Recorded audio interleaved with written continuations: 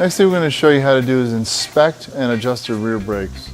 To do this, we're going to have to remove the rear tire. If you're not using an air gun to remove and install the tire, you're going to want to go to your owner's manual for the proper tightening torque spec on the lug nuts when you reinstall the tire. There's a center cap in the rear wheel. You don't want to lose that. You want to make sure you keep that with the rim.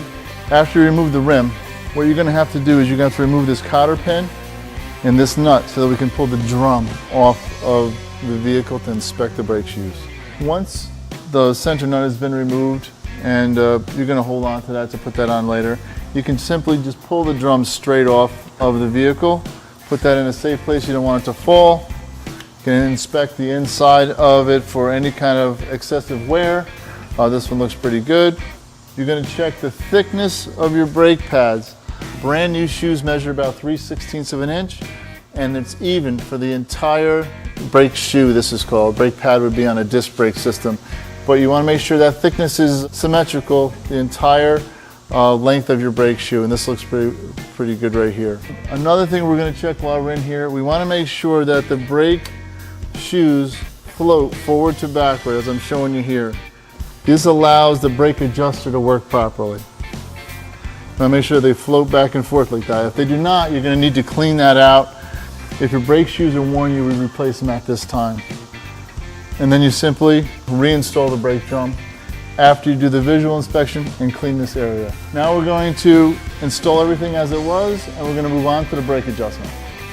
The brakes on your golf cart adjust in two areas. One is a mechanical adjustment or a manual adjustment that's located underneath the driver's platform of the vehicle. And this is the adjustment rod, if you will, for your brakes. We visually inspected and cleaned the brake drum and shoe area. Now what you're going to do is you're going to loosen this jam nut and adjustment nut so that you have some play in the pedal assembly under the floor. There's two adjustments, like I said. One is an automatic adjuster. Automobiles have it, and so do golf carts.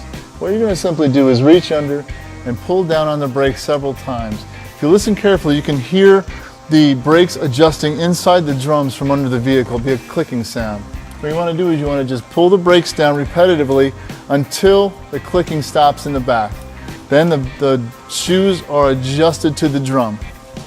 When that is complete, then you will tighten up this adjuster nut here and then the jam nut here. You're going to measure the distance between the stop. You want about 1.5 inches, as you can see right here between the stop and the pedal when it's pulled down.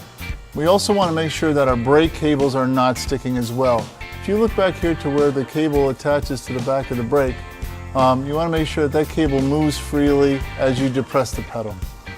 Now also check your cables to see if there's any physical damage from front to back.